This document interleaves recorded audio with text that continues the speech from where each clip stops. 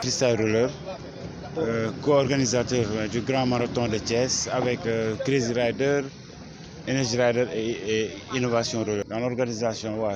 Donc là, en fait, ça sera plutôt un bilan partiel, je dirais.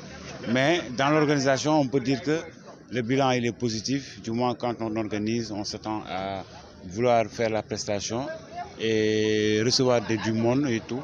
Donc dans ce plan, ça va, c'est positif en fait, parce qu'on a pu organiser, il y a eu du monde, les athlètes sont venus, on a pu faire des démonstrations pour la journée d'hier et tout. Et aujourd'hui aussi, on a pu faire le marathon avec les différentes catégories qui étaient en place, qui étaient représentées.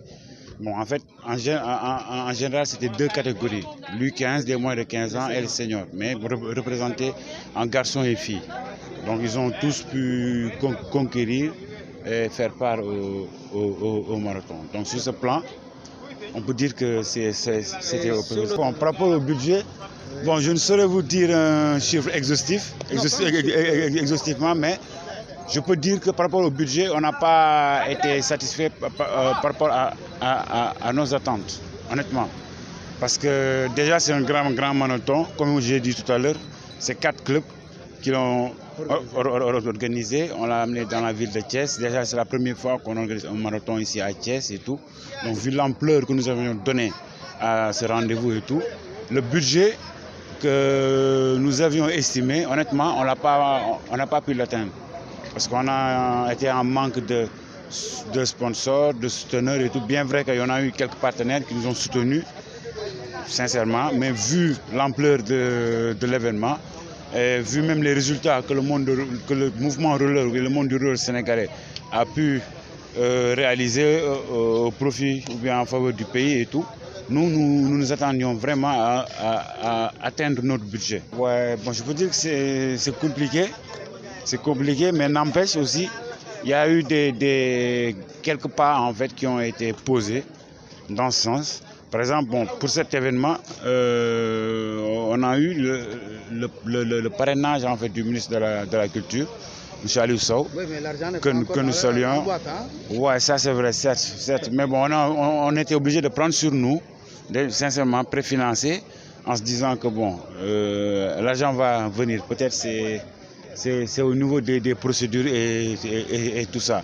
Mais l'appel que nous lançons aux autorités de tutelle, cet appel va directement au ministère du Sport, sincèrement qui est notre autorité de tutelle directe, bien vrai que le roller, en fait, c'est une activité sportive et aussi c'est une activité culturelle, artistique et tout, parce qu'il y a le roller sportif et artistique. Mais honnêtement, nous manquons de soutien venant du ministère de Sport, honnêtement, ça on peut le dire. Maintenant, pour une discipline ou bien pour un sport en fait qui a été 2 fois champion du monde en 2 catégories différentes, nous détenons le record du monde et tout. On a eu à faire nos pas et nos marques dans le roller mondial, je dirais même africain, je dirais pas africain plutôt, mais mondial, honnêtement. Donc vu ces résultats et tout, nous estimons mériter beaucoup plus d'attention, beaucoup plus de soutien en fait émanant de nos autorités de tutelle qui devra normalement nous permettre d'exceller encore davantage en fait sur ce qu'on a déjà eu à réaliser. Bon, chute libre, première, bon, je peux dire qu'il y a eu décadence, honnêtement. Maintenant, ça dépend des disciplines, parce que le roller, c'est un sport qui est composé de plusieurs disciplines. Mais bon, au Sénégal, on est toujours champion en free jump, hein, parce que notre champion du monde, il continue toujours à nous représenter de partout dans le monde et il est même détenteur du record mondial. Maintenant, vu sur un autre plan par rapport aux autres disciplines, honnêtement, on est en décadence parce que la pratique de l'activité se fait moindre et tout. Il n'y a pas d'accompagnement.